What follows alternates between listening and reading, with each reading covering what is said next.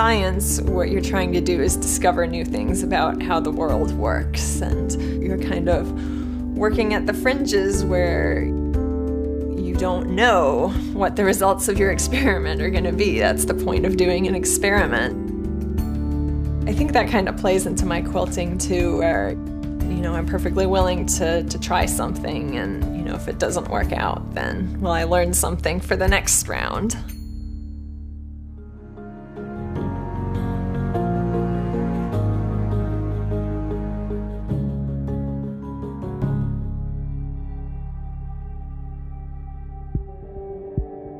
My name is Sylvia Schaefer. I live in Athens, Georgia.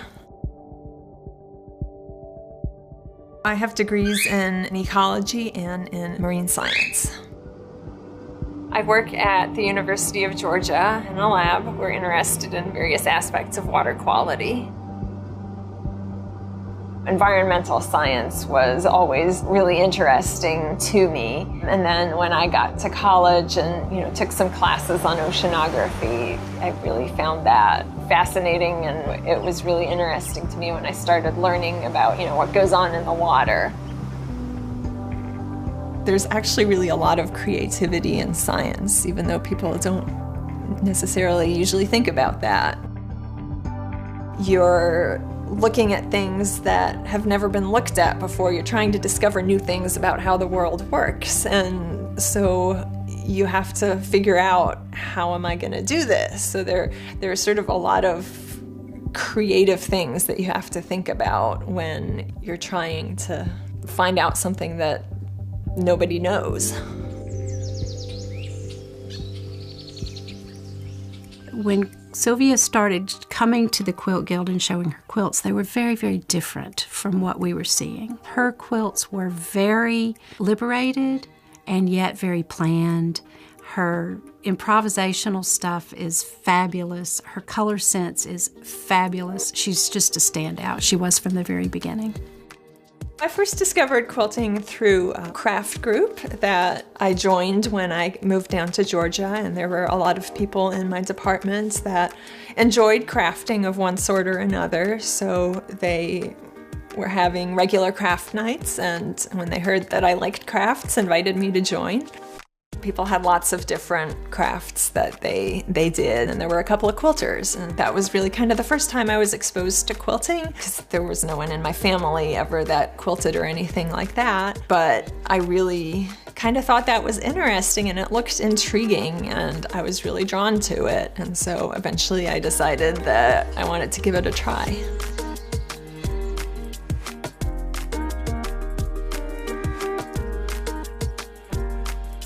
I always like to start a craft or any new activity by jumping right into the deep end. I never want to start the easy project, because it's the hard projects that attract me to it. My first quilt was a quilt that I'd found a picture of on the internet, and I really liked it. And there wasn't a pattern that I could see, but I sat down and I figured out how to do it, how big my strips had to be, and all of that. And I made a quilt similar to what I saw in the photo.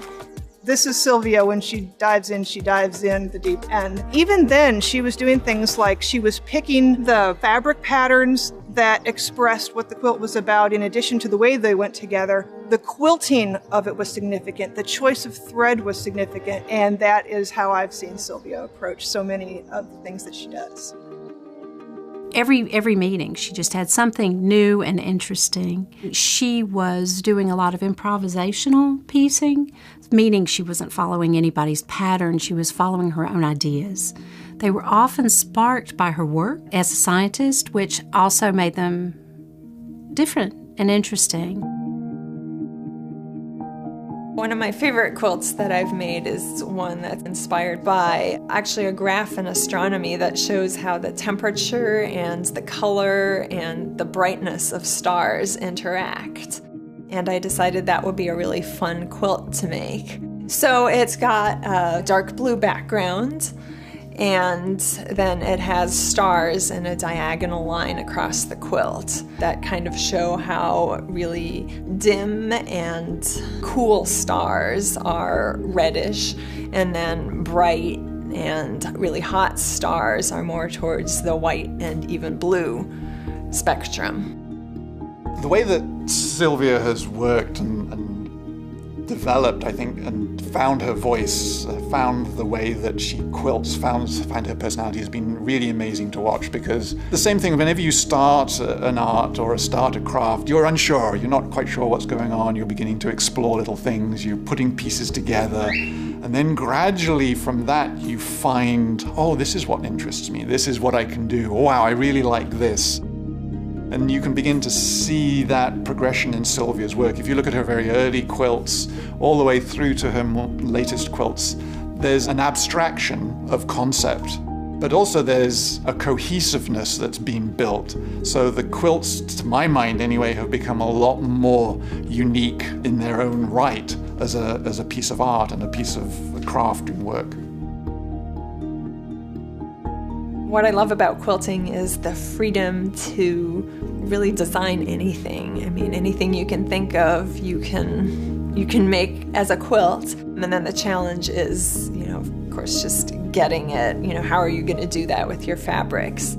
So with crafting, it's kind of fun to use maybe a different part of your brain. Exploring the way in which quilting and science work together, I think, has really sort of led to a development of new ideas and connections.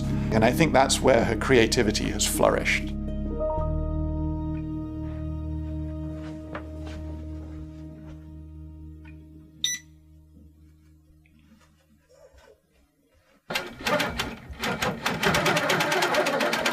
I guess I describe myself as kind of quirky. I like doing things that are inspired by, nature and animals and patterns I see, and try to do something a little out of the ordinary.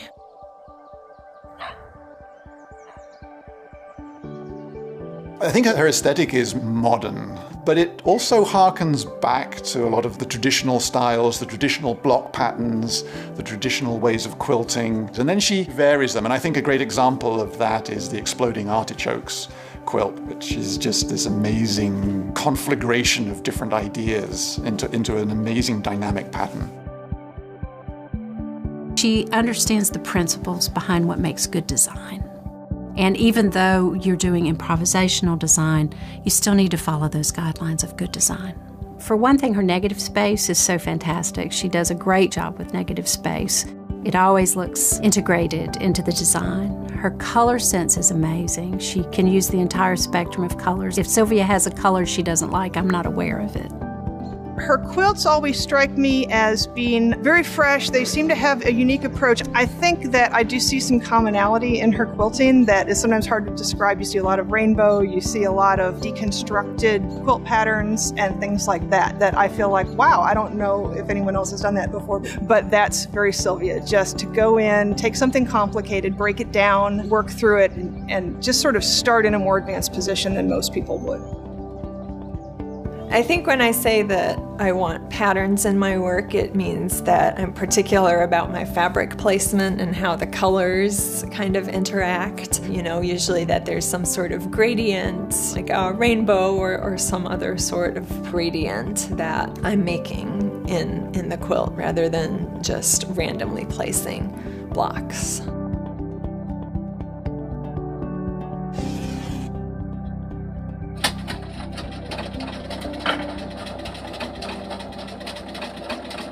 The last few years I've been working really very part-time in science, which is why I've had time to devote more energy to the quilt making. I've really kind of focusing more on the quilting and trying to turn it into an actual business.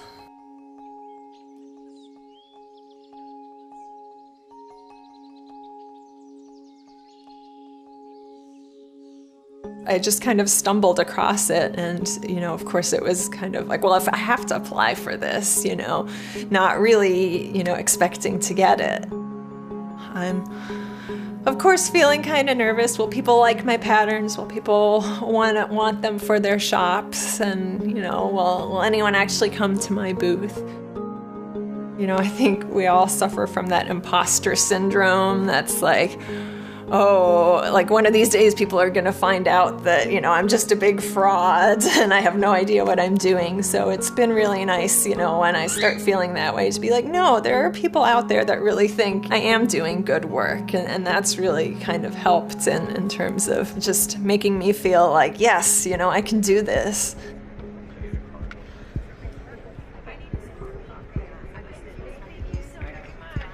It's been really interesting to see the quilts that people do go for, because they weren't necessarily the quilts that I was expecting people to be most excited about.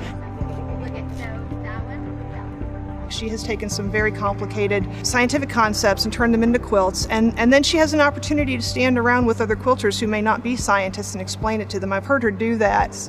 I think that's why her science quilts are so appealing, because the depth of knowledge that goes in there and the attention to detail is amazing. I've had so many people come into the booth and be so excited to see a science quilt because they have a relative or, you know, a daughter or a friend that is into science, and so they've really been excited to see something more geeky. Quilting's all about happiness and warmth and all of that, so I want people to feel good, I suppose. And, you know, if it's a science-inspired quilt, then I hope that they kind of learn something, too. It informs as well as entertains, I guess. It not only makes for an interesting quilt, it makes for an interesting story.